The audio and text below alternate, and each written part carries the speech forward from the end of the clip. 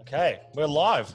We're live. Ladies and gentlemen, welcome, welcome, welcome. Thank you to everyone who's tuning in live with us here in the stream and online and on Facebook and on YouTube and everywhere where we go live. Thank you so much. My name's Matt Bailey. I'm the National Ambassador for the Scotch Malt Whisky Society here in Australia. And we're, of course, experiencing all the shutdowns and all the closures of all of our events and everything. And I have on the stream with me here tonight the SMWS Global Ambassador, John McCheyne, who's tuning in live from Scotland tonight, or this morning in his case. Hey.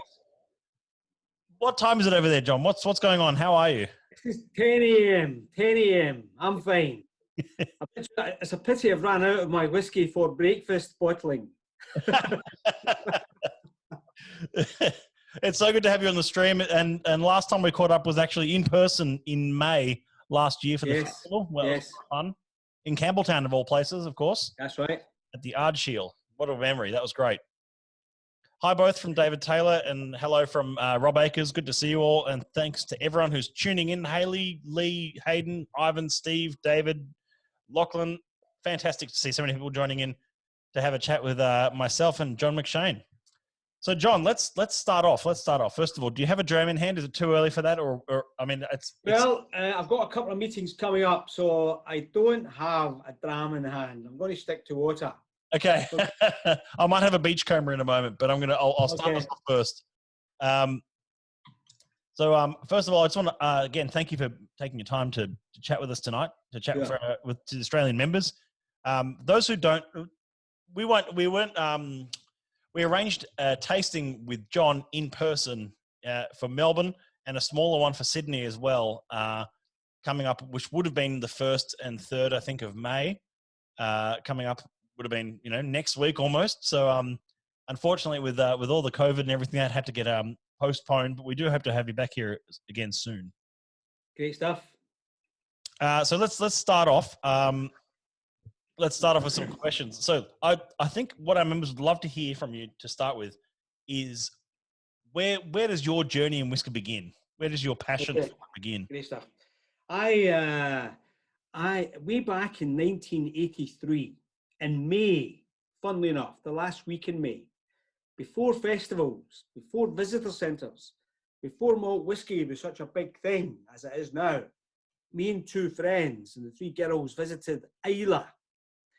And we had a beautiful week there, and we turned up at Lafroig one day, and we tapped the door, and it was answered by the Lafroig security man, John Calder, Big John Calder.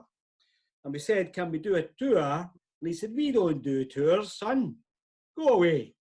But we got chatting to him, and it turned out he was a retired Glasgow policeman, and he knew my father, not from his work as a Glasgow policeman, but from a membership of a bowling club or something. So John took us in, did the tour, we went to the warehouse, we tasted some single cask. We thought, John, that is wonderful, where can we get that? And he said, well, you can't buy that, we don't sell single cask, that all gets mixed together for our proprietary sort of expressions. So we thought, you big tease. And then a few months later, I discovered there was a society forming in Edinburgh, specialising in single cask, single malt, so I was very quick to join.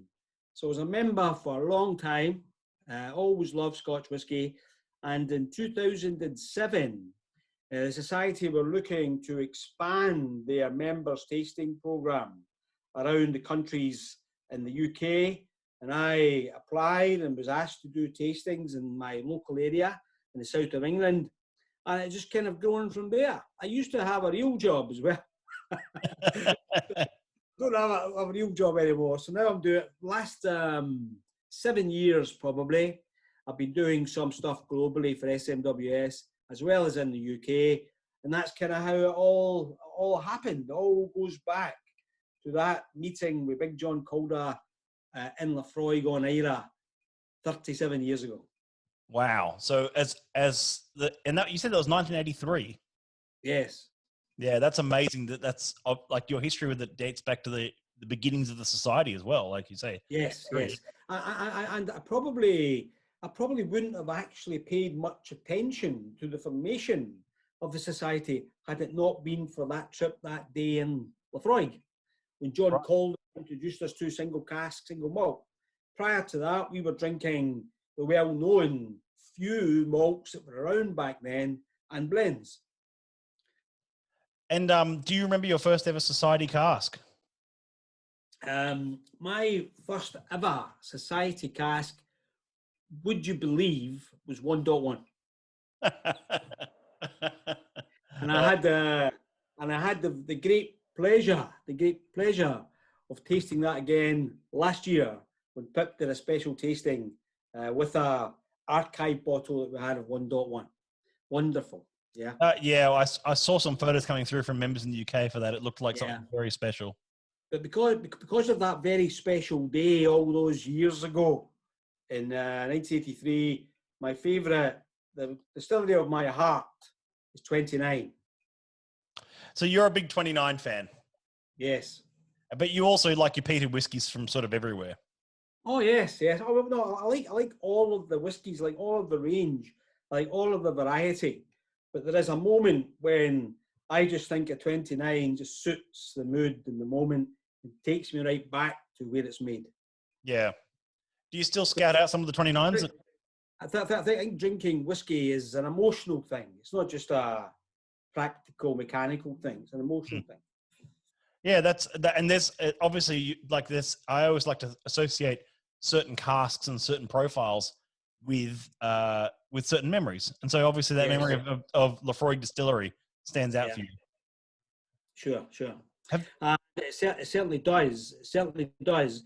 You know that our memory sense is in our limbic system in our brain, which is where our memory is as well. And that's why so often people relating a flavour and aroma to a memory, because they're actually very closely linked in the brain. I was telling you earlier, Matt, about this one. This is a bottle of 3.200. Now, 3.200, this was the first distillery to reach the 200 cask. And I was so pleased for them. This is another Islay distillery that I bought two. One to drink and one just to have on my shelf on display. Drank both of them. Bought another two, same reason. One to drink, one for the shelf on display. Drank both of them. Society eventually gave me a present of this one when they heard the story, but that's gone now as well, unfortunately. I just keep it for the memory.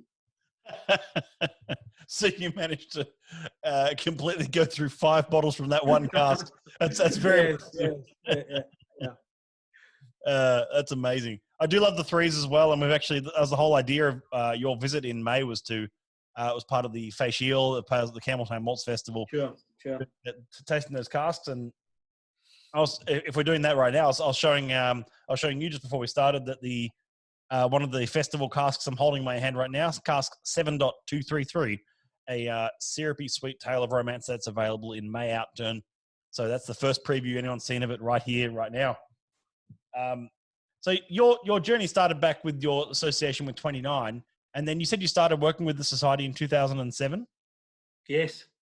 And what did the society look like to you in 07 compared to how it looks now? Because I mean, we're talking sort of, it's a decade ago. Yeah, 2007, we weren't quite so well spread internationally as we are now. We were a members club, of course. We've always been a members club, and the local tastings I did were for members around the area where I kind of lived. But the membership back then, and the demographic was different. It tended to be older males. And over the 13 years, that's changed. Younger people, lots more women. If you looked at the split in the last, say, 8 to 10 years, it would be remarkable compared to what it was back then. And I think that the culture of connoisseurship, which now exists in the whisky world, was just kind of developing back then. And I think members enjoyed the whisky, but they were beginning to learn about different distilleries they perhaps hadn't heard of before, because you couldn't get a proprietary bottle in a store. So until today, where members are actually actively involved with it. They're very interactive through areas like this. They ask lots of questions. They investigate lots of the bottlings we make from distilleries, which perhaps we haven't seen so much of in the last 30 odd years, you know. So it's a whole variety of experience. I think it's bringing more people in. And also, of course, we've now spread to 25 countries or so around the world. Back then, I think it was America and Japan only, and maybe Australia as well, actually. But now we're in Asia, we're in Canada, we're in all the countries across Europe. So it's very, very exciting. And these people from these different countries bring a different feeling about the whiskey to us. Because remember that if we are sitting in a tasting panel in Edinburgh with 6 Scotsmen round the table, talking about the flavour we get in Tunnocks caramel wafers, you know, then obviously that might not mean something to somebody in Singapore, and they will bring their own kind of taste to it. So, for example, if we describe in broad terms, a whiskey is fruity, there's about 2,000 fruits in the world. Yeah. So different countries, different people will have a different perception of what that fruitiness is. So it's been wonderful experience, really. Yeah, amazing. And even in Australia, we've seen the whiskey scene and appreciation of whiskey, even on the local scene, has changed so much in the last, even in the last 10 years. It has exploded in Australia as well. I can imagine even more so in the UK. Yes. Lachlan says in the comment section, I want a society pillow. There you go. There's the old monogram and a pillow. Yes, that's right. And what about a society watch, Lachlan? Do you want a society watch? He definitely, now that he's seen that, he will. Don't worry. A society shirt. I'm not showing you my underwear.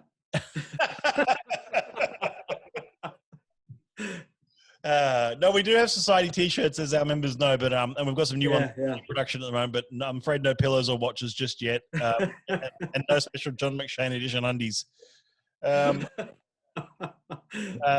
So Tim asks, it's a question for you here, John. Tim asks, has the further inclusion of women changed whiskey cultures? Has it changed whiskey cultures? I think what it's done is you have completely, it's a very big generalization, but women tend to have great noses, much better than men sometimes. And some of the imagination and the aromas and flavours they bring are very powerful in the tasting notes. One of our ladies, Annabelle Meikle, who worked with us for years, is now president of the Keepers of the Quaich, you know, and we've got women who started with society now doing big jobs in different places within the whiskey world. So I think that the tastings are different. The tastings, I think now, because there's more women there, just have a different kind of atmosphere, I think. The obvious things don't happen that would happen perhaps in an all-male environment. But I think that, I think there's a different feel to it now. I haven't really put my finger on it more than that. And it's obviously a change in palate, but it's also a change in, I guess, I mean, as you said, it's changed the society, and it's the diversity of casks and diversity of people that we see at the society is broadly opened up there. We used to be amazed. I'm probably most often in SMWS London venue, and we used to be amazed in that venue if a girl ever came in and introduced her male partner to whiskey, the woman being the knowledgeable one. Now we are not surprised at all. It happens all the time. And the other strange thing is that some people are very, sometimes, critical of girls. How could you? What do you know about whiskey? How could you possibly like peated whiskey and all that? And that's just nonsense these days. You know, women have got as broad a palate spectrum as men, and are as keen to know as much about whiskey as men. And the other thing is that this culture of connoisseurship I refer to, it's not just whiskey, you know. Sometimes they're becoming the beginning of Whisky Journey as part of an overall portfolio of knowledge of drinks. So our cognac and Armagnac and the other rum, they go down very well too, because the younger people are probably more likely to be involved in that culture of connoisseurship and want to try different and understand why the different flavours arise, which gives us a great opportunity in society to take them through that journey and explain all that in a hopefully a fun and entertaining way. Yeah, it's always the fun that I'm always interested at our events, and I think that's one of the things that they're always fun and exciting events that the society hosts, whether it be in the UK, whether it be in Australia, and that's kind of you want to learn something along the way and actually absorb what's going on, but at the same time it's a lot of fun. It's a lot about meeting other members and having that whiskey club experience, and even if we don't have a venue. Yeah, that's absolutely right, Matt. The whole idea of the members coming together and discovering the new whiskies every month together is one of the best things about the society, and that is a regular occurrence every week in London venue, and I'm sure in the Edinburgh venues and the Glasgow venue will be like that too. Yeah. I mean, I guess there's two things about whiskey. There's the appreciating, and there's the enjoying. And once all of that swirling and sniffing and sipping and maybe writing notes is over, when you've done that, then just sit back and enjoy the whiskey, enjoy the conversation, enjoy the discussion, enjoy the environment, let the flavours relax into your limbic system and create a longer term memory with a bit of luck. Matt Wooler says it's a sense of extended family. Couldn't agree more. Yes. And David Carolyn Taylor asks, of all the whiskies in the cabinet, why is there a lone waving cat there? That's my wife's a little thing she brought over from a holiday we had in Asia. I don't know what it's supposed to represent. And Alex Moore says, here, and second that. And there's another question here from Nick Husek who asks, of all the society branches around the world, why is Australia your favourite? Well, remember, for a start, I like the people in Australia and I like the people all around the world too. The very first country I ever visited as an SMWS Global Ambassador was Denmark. And I'm very fond of Denmark. And I'm sure I'm going to have exactly the same feeling once I eventually make it to Australia. Yeah. I actually sent Matt a recording a few weeks ago. I was talking to Matt on this kind of thing, and he was talking about Argyll, and he said Argyll. Remember, Matt? Argyll. You said Argyll. You probably would be. Right. That's right. I did. I said Argyll, didn't I, or something? And it's Argyle. So I sent Matt a recording of a song called "Always Argyll" by. That's right. You did. And the song is actually about someone emigrating from Scotland to Australia and leaving home behind. It's quite an emotional song. Well, I learnt my lesson. Don't worry. Scott Mansfield has said, please come to Brisbane. Okay, yep. And Rob Akers says, is that like heresy? Because I said heresy wrong the other night, and people have decided to pull me up. I said, instead of saying heresy, I said heresy, and I've been pulled up on that at least a dozen times now. That's just great. Because referring to the heresy bottlings are like sure. Excellent. Some great comments coming through, and a few elsewhere as well. Occupational hazard, and as you do, and a big hello from Jeff Darby. Lots of Australian members tuning in. Hey guys. So moving on to the next part. Just in terms of I wanted to ask you sort of like what your role looks like at the moment, and what it typically looks like, and what it looks like in Corona times, if we want to call it that. Sure. Well, apart from the tastings and events, which is obviously the main part of it, I'm often involved in business development, ideas, and making projects. Yeah. We've got some feedback coming through. Sorry, go ahead. projects to make things look better for the members, to find ways of making it more entertaining for members, to increase the interaction. I was involved in all of that kind of stuff, and I was in a meeting about exactly that yesterday around the world. But in this, normally, in the course of a month, I'll probably have a dozen more meetings in London with other whiskey folk who we might be looking to collaborate with on something or other. You know, there's lots, or maybe a new distiller whom I know and I want to get introduced to the society and talk about casks. That's going on all the time, actually.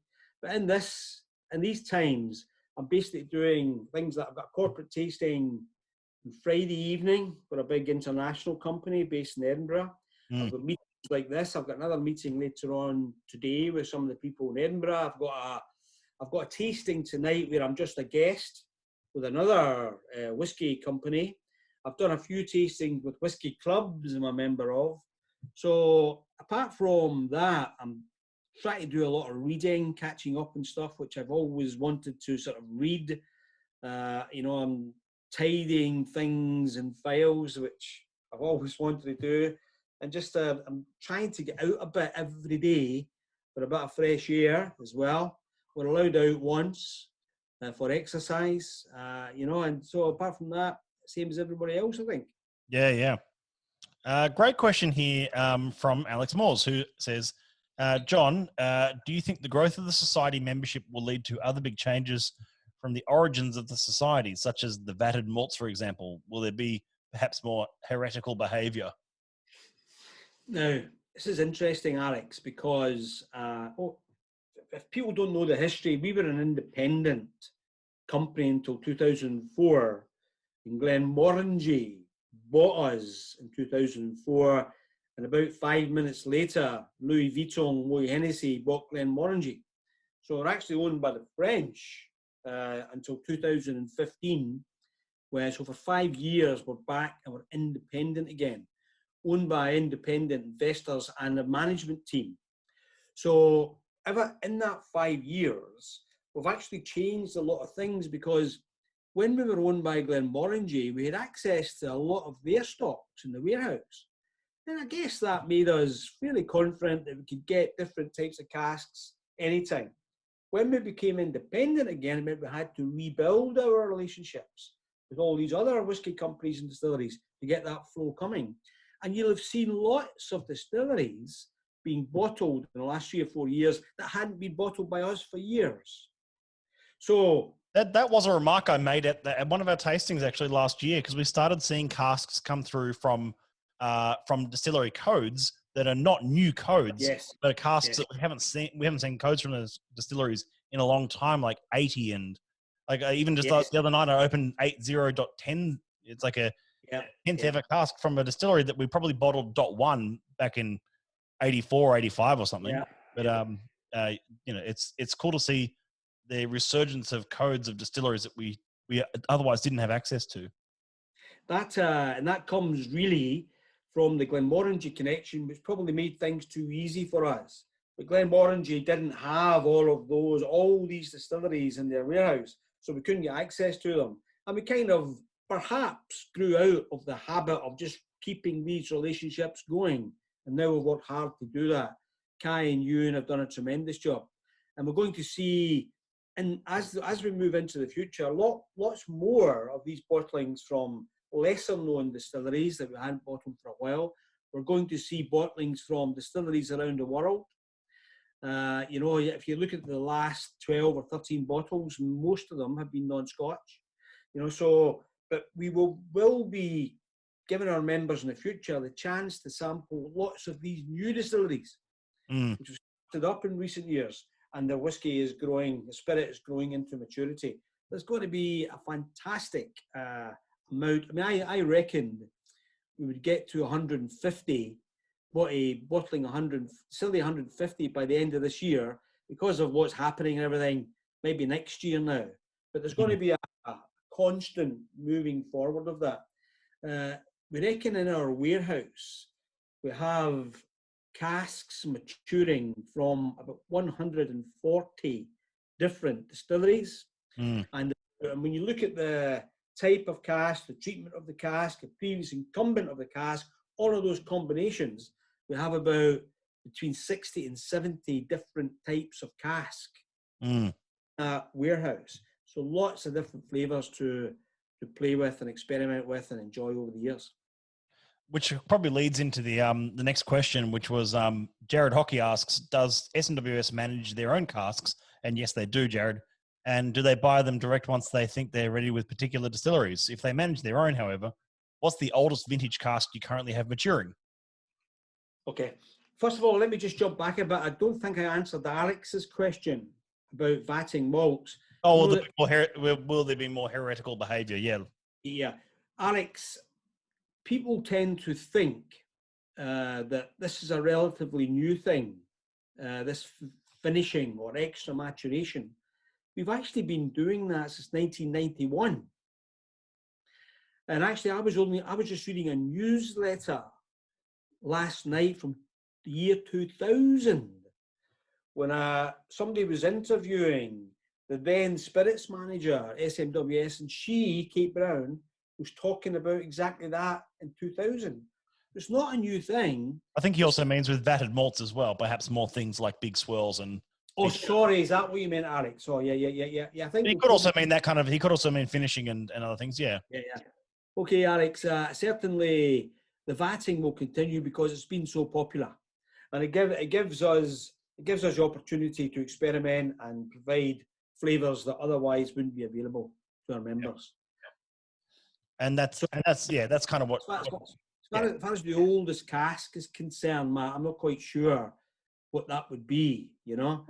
I mean, all I can say is that there's a whole range of ages. There's some spirit maturing in our warehouse, which is new spirit, you know, which isn't whiskey yet, right up to the stage where we'll have very old casks in there still to be bottled. You've seen some of the very, very old casks in recent years, and that we will be continuing that program. Yeah. Yeah, amazing. Squire Ross asks, are there any plans to bottle an Aussie distillery in the future? And I don't think that's a John question, but if I can just jump in and say yes, there is, and yes, there's progress and wheels in motion there. Which I know I've said a version of that answer a number of times, but John, if you want to add anything there, but otherwise I can jump to the next question. No. I know that Edinburgh and you guys are on that, Matt. So nothing more for me to say. Yeah, awesome. Rob asks, any more society liqueurs? Oh, the cures. That was an interesting one. You actually remember those, Rob? Yeah, I think he tasted the Island Liqueur 4 at one of our recent... Right, okay. We get loads and loads of questions about this over the years, about, you know, these liqueurs. And it was something which we did, and I don't think we'll repeat it. I don't think it was the most successful thing we ever did. There was also, I don't know if you know, Rob, but once upon a time we tried maturing whiskey in a Tabasco cask. Hot Scotch. Hot Scotch. I don't think the SWA would have approved it very much if they'd known we were doing it. But it turned out to be so ridiculously fiery that we made it into a sauce, hot Scotch, to be used in food. I don't think we're going to be doing more liqueurs. No, that was an idea that came from a conversation between Richard Gordon, our MD at the time, and the MD of Drambuie, who said that he would put it together for us. Yeah, it's a cool little curio though, a cool little society curio. If you do have one of those liqueurs there in your cabinet. Yeah. And a member who is quite enamored with your genuine accent has asked you to please pronunciate the words Aberlour and Orthrisk. Okay, Aberlour. There you go. Orthrisk. Ah, there you go. I think it's hey, listen, guys, if you want a bit of fun, there's an actor called Brian Cox. Brian Cox, COX, right? Now, Brian has got a series of videos on YouTube. If you put in Brian Cox whiskey, there's dozens and dozens of these videos, 10-second videos, where he's sitting in a big armchair with a glass by his side, and he picks up the glass, sniffs it and sips it, and says the name of the distillery. So if you want to try and test how to say a particular distillery, try that. That's quite good fun, actually. He gets one or two wrong, I think.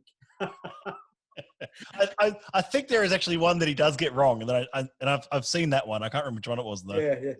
I think he says Glengarry. Yeah. Yeah. I was wondering if it was that one or Brooklady or something. The other whiskey, which I find has got a dozen different pronunciations depending on who's saying it, is Lechig. So the peated one from Tobermory. It's actually spelled Ledaig. So it looks like Ledig on the page. Lechig. Yeah.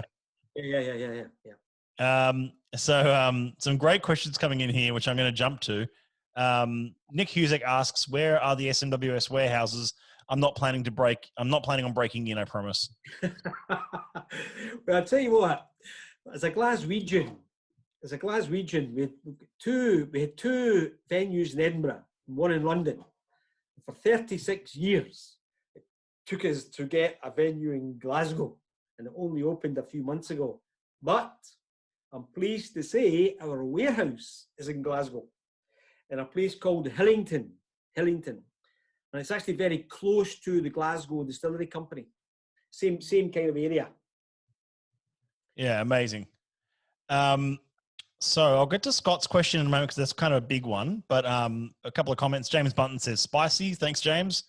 And Neil Aitken says, you're up early this morning, John. And Neil works at the SMWS for those who want to know. And Madeline Schmoll says there's a great article coming up about distillery names and pronunciations in the next issue of Unfiltered. Good. And Alex Darlenberg just likes the way you say the word whiskey, let alone all the distillery names. Well, have you ever heard the story about Scotch is the only drink in the world that you can ask for anywhere in the world by reference to nation alone. You can ask for a Scotch anywhere in the world and people know what you mean. But so we're the home of whiskey. But some people say it was invented in Ireland, okay? And Ireland brought it over to us. So when they brought it over, we had a little meeting to see what it was all about. And after a confab, we decided two things. We're going to stop that triple distillation nonsense, and we're going to drop the letter E in the word. They spell it Whiskey. And the reason in Scotland we dropped the E is that in Scotland, we just happen to believe that extra vowels take up too much drinking time.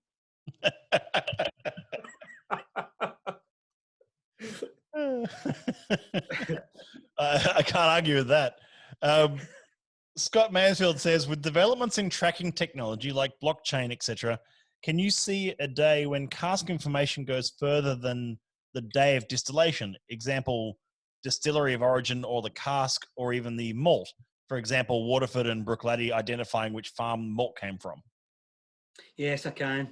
I mean, the whole thing about whiskey is partly the myth and the magic. There's so many things that we still cannot explain. I remember Bill Lumsden of Glenmorangie telling me 10 years ago, he was talking about the developments in whiskey, particularly in casks. And I said, it sounds as if you know it all now in terms of the industry. And he said, you know, John, we don't even know half of it. We don't even know where complete flavour comes from, the difference from one cask to another, and all the rest of it. And that's Dr. Bill. That's someone who would know more than most. Yeah. That's Dr. Bill. I believe you me that there's experiments going on all the time at Diageo, the Scotch Whisky Research Institute, to try and answer all of these questions. And as technology develops, blockchain, as you mentioned, there is no doubt that someone somewhere will be saying, let's see if we can have an efficient system of cask tracking. So I wouldn't be surprised to see that. Don't know if I'll be around, but I think it may happen. Yeah, okay. Jared says, a Glaswegian, hey, I'd like to meet you at the Bonaccord one day for a dram. I'll get in touch and we'll have a big session. Last time we were there, like pinballs in a pinball machine off the walls. The Bonaccord is my favourite bar in the world. Yeah. I love that bar and those people. And a good friend of Paul and I chat about football all the time and whiskey, of course. So I'd be delighted to meet you there when I'm in Glasgow. That's always my second home. There you go. So Jared, he's more than happy to have a dram with you, a dram and a pint, I'm sure. And Ross Blaney just says, I just cracked... Tell me PM me or email me or something. Yeah. No, you're tagged in it. He'll be able to find you. Okay. And Ross says, Ross Blaney from Balvenie says he just cracked that 76.100, lads. It's a bit of a belter. Good stuff. Good stuff indeed.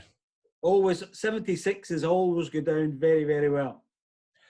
In terms of like your journey in whiskey as well, in terms of what you've learnt over the years and have grown with, have there been any sort of even more recent, any sort of like whiskey epiphanies or things that you've learnt that you thought for me, I'm always learning more.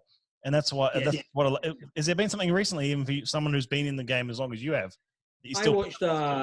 I've got a video here at home, Matt, and it's called The Myth and the Magic. And it was made about 15 years ago. And it's the story of Scotch and about what we know and what we don't know. Even in 15 years, we're starting to learn so much more. I've been to Isla Whisky Academy as a guest for 4 of the last 5 years. And I've learned stuff there about yeast development, about water, about environment. Terroir is a big question. Is there terroir in whiskey or not? So I don't know if there's been one single epiphany. Perhaps one of the things that I find interesting is that how good the whiskey can be from outside Scotland.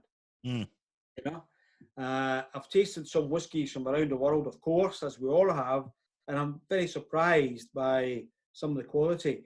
I'm also very surprised, for example, at the lack of regulation in some countries about what actually can go into a bottle. For better or worse. Japan. And Stefan Van Eycken writes about that quite often. So I think that from my position, I would say that I still think Scotch is the home of whiskey. I think that we have the best control and regulation and quality and history and culture, but it's interesting to see what's happening around the world too. And on the other flip side of that, where do you see the next sort of 10 years in terms of whiskey then? And as you said, I mean, even 10 years ago, the whiskey industry has changed so much. If you look at 2007 to 2009, or that sort of when you first started with the society, and the society's changed a lot, but so has whiskey. The number of distilleries, of course, the diversity of casks. What do you see as the next 10? What I find interesting, Matt, I don't know what the figures are in Australia, but over here, in the 18 to 25-year-old age group, there's about 30% of them don't drink alcohol at all. Been rammed into them at school, how dangerous it is, and they're trying to lead healthy lifestyles.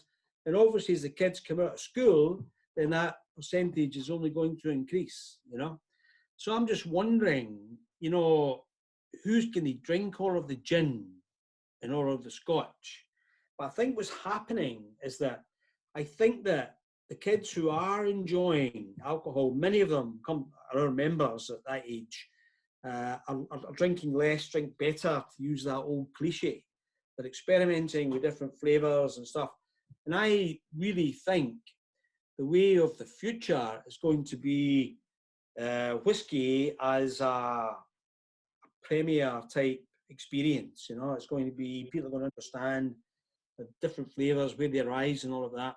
I cannot help but think, though, of all of the craft distilleries that are appearing here and all over, how can they all find their place?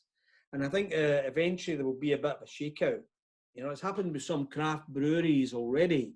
and that the big boys have bought some of them out. And I can see that happening in the whiskey industry as well.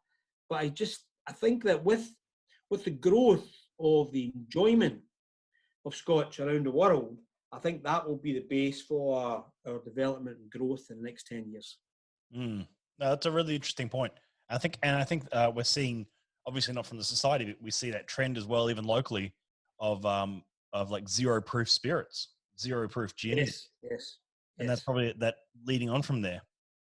I also think, Matt, as society, we make whiskey. We're not just bottlers. We make whiskey by working with the casks and working with distilleries and stuff. And I think you're going to see from society in the years to come a lot more innovation and ways that we can create flavours in our bottlings for our members. I've got a meeting this afternoon talking to the master distiller from Holyrood Distillery, one of the new craft distilleries in Edinburgh. And he's just one of a whole range of people who we'll be working with to develop flavours for the future. Yeah, amazing. We are seeing that it's quite an exciting research, new wave of distilleries that are, I'm seeing like the Holyrood and the Port of Leith and the Ballindalloch and all those kind of places that are, I think it's really exciting. There's still new distilleries even opening up in Scotland. I mean, there's obviously lots of new world distilleries opening up across the United States, Australia, Japan, etc. But seeing new ones open up in Scotland is always very exciting as well. Yes. Julia Megan says, best full stop accent full stop ever. So got another fan. So that's fantastic. And tell you what, you should have heard that 30 years ago before I moved to England. It was a proper thick Glaswegian accent. And then Joel says, makes a very good point about the big boys buying out the small distilleries eventually. That does happen. A question through our YouTube channel was, who are your whiskey heroes? Who are my whiskey heroes? My biggest whiskey hero, without a shadow of a doubt, is Jim McCheyne from Islay. I just think know him as many of our listeners and viewers will know him as the ex Brooklady and maybe even ex Bemore. Yes, and the Bemore Brooklady then helped harden the whole on Islay get set up. He has his own bottling business now called the Cask Whisperer. He called it that because he was known to be wandering around the warehouse when he was younger, whispering to casks, asking them how they were doing and all that. So Jim McCheyne is just a legend. He has so many fantastic stories. He's had such a remarkable life. He's promoted Scotland and Scotch all around the world. You know, there's a slight chance, I'm really hoping, that maybe we'll be able to do something with him later in the year.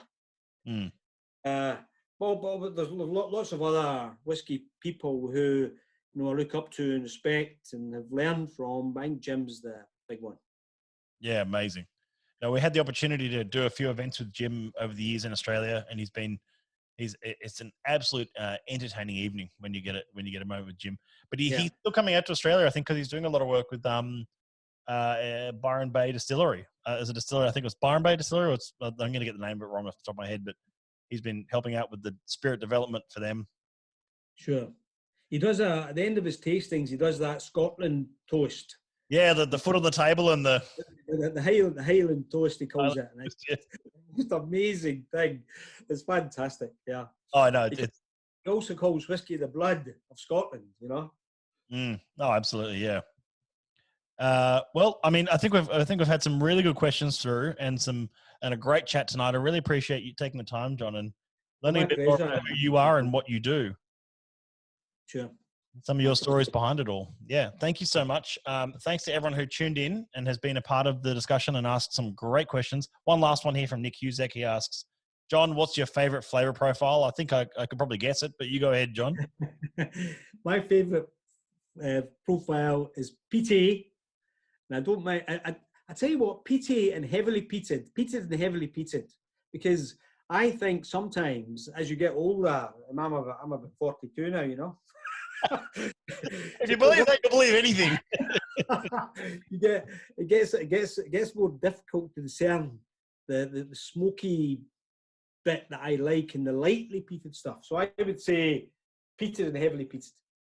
Awesome. And we do have some awesome peated and heavily peated whiskies coming through for the May outturn, of course, everyone, which is going to be a ripper of a festival outturn for everyone who's a member in Australia.